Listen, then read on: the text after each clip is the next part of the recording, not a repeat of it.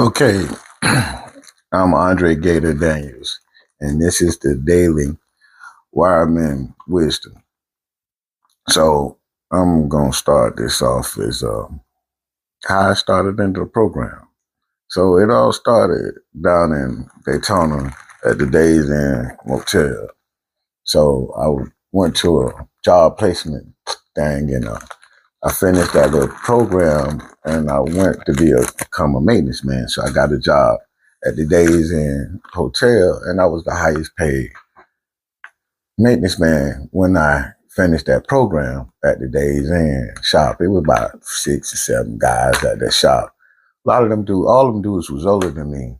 And the reason why I made more money than them is because at that maintenance school, they taught me how to mix the chlorine in the pool. So I end up making more than the rest of the guys in the shop. So every day I have to go out there and clean the pool starting at 6 o'clock in the morning and pick up all them bill bottles, the trash, scooping all that sand off it. And it was just a dead end job, just every day the same thing, every day same cycle. So one day, George, older head, he was walking around the job, and I asked him, all right, George, how long you been here? He's like, man, I've been here for years, man, and I haven't had a raise since about 3 or 4 years. So I was like, man, that's messed up, man. He's like, yeah, how much you making? I told him. He's like, wow, man, that's a lot for here. That's about the most you're gonna ever make here. So I knew right then and there this was a dead end job. So I used to read the newspaper a lot at that shop, and I saw where they was hiring for apprentice, the Mid Florida apprenticeship program was looking for apprentices. So I did my little research about it, and I called the lady and I asked her questions about it. So anyway, one day I was sitting on the pool. I was cleaning the pool deck, and I heard the garbage truck coming down the street, and it was my friend JJ, James Jackson, my childhood friend. Me and James been friends since kindergarten. I think me and him started school in first grade together. We used to go to South Ridgewood Elementary. And so anyway, he was working as the supervisor for the garbage company for the beach cleanup. And he told me about how the company was getting ready to go out of business, and he was looking for a new job. So I was like, he didn't know what to do. I was like, James, man, I just was reading about that Mid Florida apprenticeship program, and they looking for apprentices, and they hire, and you can, you know, you get a job, you start off at $6 an hour, and then they put you with one of the electrical shops, and then you go from $6 an hour to 17, and then you got to go to school for 4 years. So James cut me off right then. He was like, nah, hold on, bro. He was like, man, at first I can't take no pay cut. And I was like, well, James, you ain't let me finish. He was like, nah, man, I just can't take no pay cut. And then you talking about we got to go back to school. I said, yeah, James. I said, if you think about it, though, if you remember Rodney and Robbie Mack and they died of Mr. Butch Boston. He a union electrician. You know he doing good, bro. They living, bro. They living a dream. And he was like, nah, man, I don't want to take no pay cut. See, because James' whole family, they depended on James because he was the youngest of the family, and James was good at ball, just like I was good at ball. See, I ended up going to Father Lopez and to the private school and playing football. And James ended up going to Spruce Creek High School down in Port Orange and played football. And he was real good. And he ended up getting a scholarship to Albany State College up in Georgia, the little college up in Georgia. And so he went up there and he stayed up there about 2 years, but James had to come back home for financial reasons. His mom and them couldn't, I guess, make the payments. I don't know the real reason behind that. But anyway, he did good. He came back home and he got his CDL, and he started working down on that beach cleanup.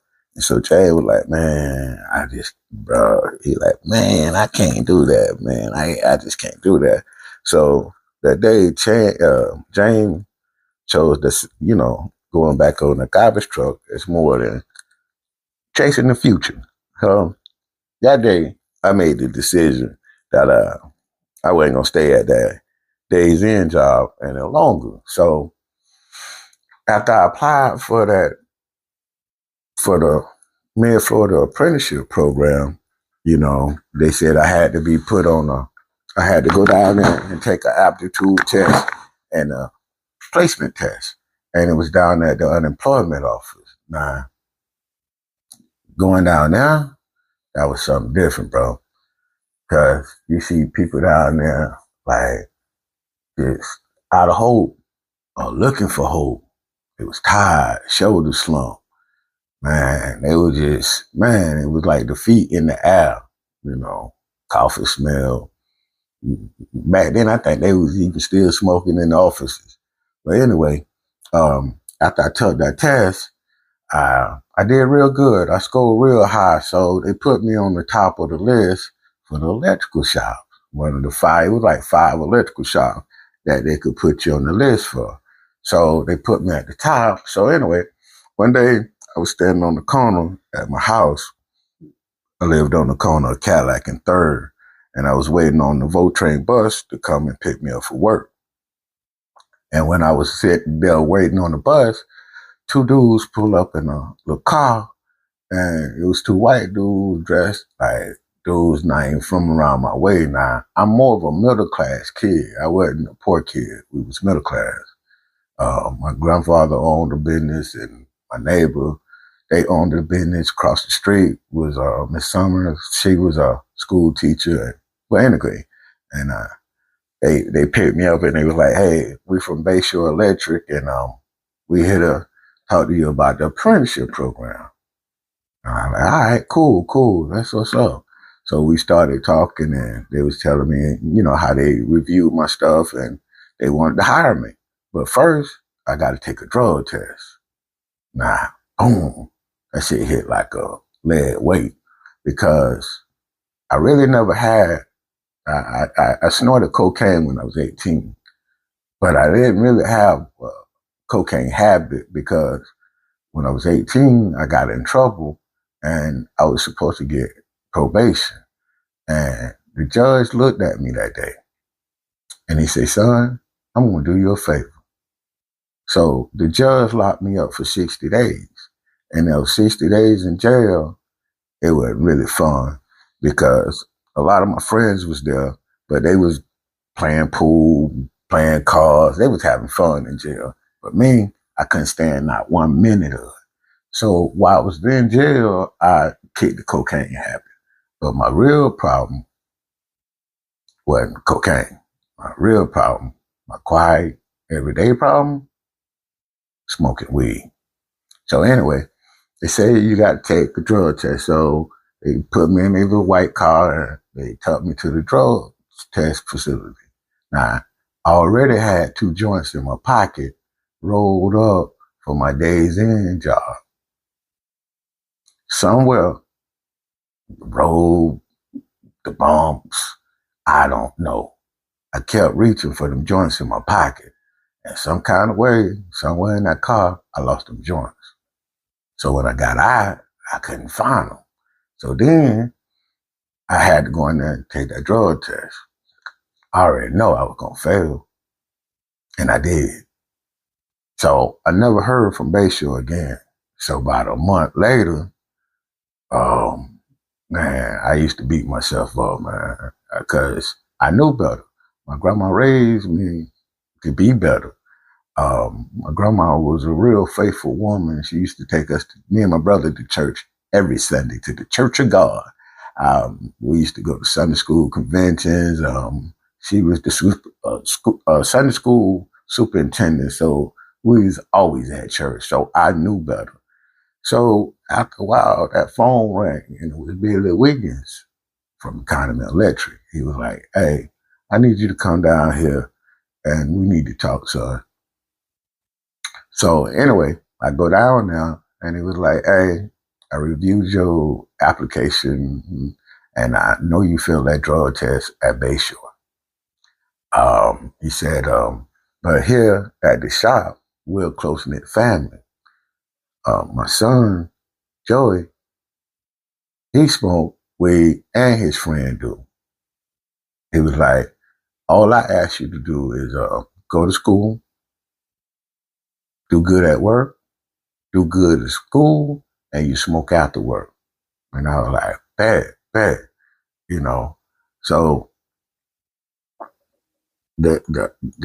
I started then with them.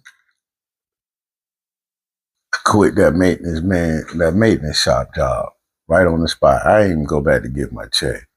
But so here what I need you to hear today. Lesson 1. I don't want you to stop you in life. JJ had the same opportunity that I did.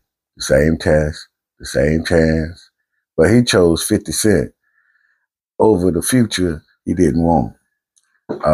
Take a pay cut. 20 years later, he chose a career with purpose. He used his CDL license, but I made journeyman scale.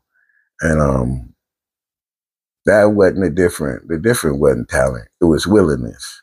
Lesson 2, your mistakes don't define you, but your response to them does. I failed at the drug test at Bayshore. I lost them joints in that white man car. But I didn't let the failure become my story. When Mr. Wiggins gave me a second chance, I grabbed it with both of my hands. Lesson 3, the saying is a teacher. If you're willing to learn.